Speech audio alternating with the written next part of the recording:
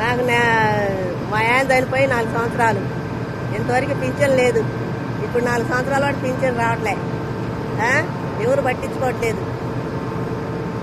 మరి మాది ఇందుపల్లి గ్రామం. ఏది తెలంగాణ గవర్నమెంటా ఆంధ్ర గవర్నమెంటా?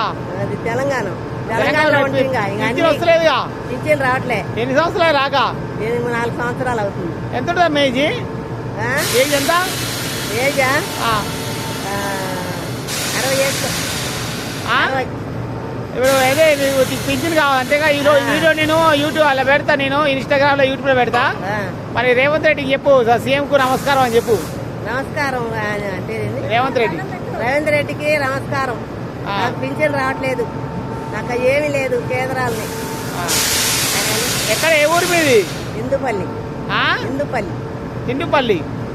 అసలు ఊరు ఇందుపల్లి.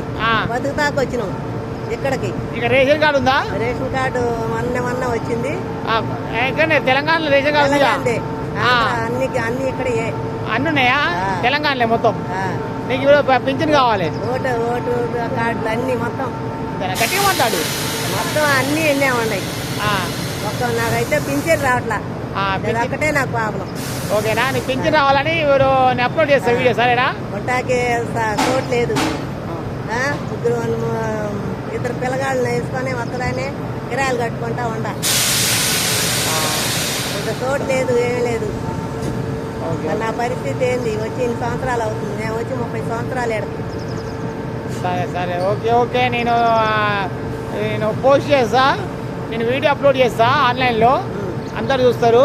నేను ఖచ్చితంగా నీకు పింఛన్ వస్తా చేస్తాను, సరేనా? సరే బాయ్. సరే బాయ్.